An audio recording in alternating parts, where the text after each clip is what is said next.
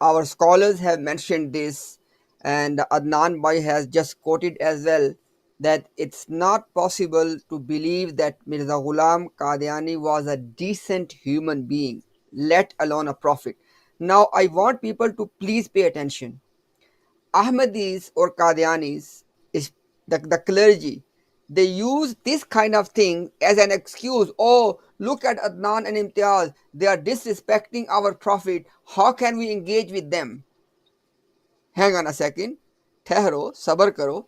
Let me show you exactly the same thing. Actually, the worse than that, Mirza Ghulam Qadiani said to the Christians. Let me show you the quote first. Ruhani Khazain, volume 11, page 293. Mirza Ghulam Qadiani says about the Christian Messiah. I'm not saying about Isa Islam, okay? I'm saying about the Christian Messiah just to finish the excuse, okay? हम ऐसे नापाक ख्याल और मुतकब्बिर और रास्तबाजों के दुश्मन को एक भला मानस आदमी भी करार नहीं दे सकते, चे जायज को नबी करार दें. Mirza Sahib says, a person of such filthy thought, please, my dear human beings, okay, regardless of your faith, I want you to look at this quotation and then ask them that when Mirza Ghulam Qadiani was writing all of that, was he being fair with the Christians? Okay, Mirza Sahib says that pas hum aise napak khayal. So it says that a person of such filthy thoughts, a person who is such an arrogant person, a person who is the enemy of the truthful people, then he says, to such person we cannot even consider a gentleman, let alone a prophet. First of all, there's a small point here. He says, let alone a prophet. Who believes Isa was a prophet? Muslims. So you cannot say that Mirza Ghulam Qadiani was referring to some mythical figure. Okay, now, but the main point is this.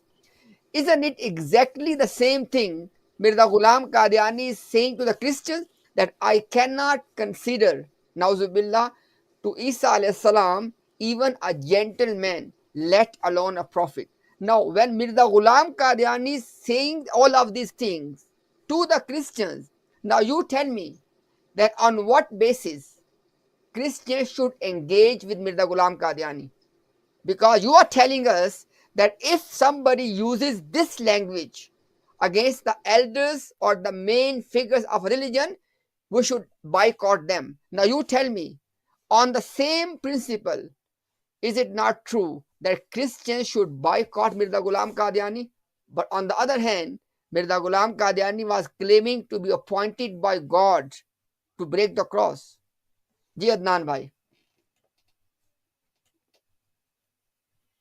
Absolutely. And look, he was himself guilty of the crimes he accused others of thousand times over. Thousand times over. This man was a walking contradiction. This man was a living example of madness, or someone who is deluded to the extent that he actually thinks that he's a prophet, and he's lying through his teeth. He changes his narrative every few sentences.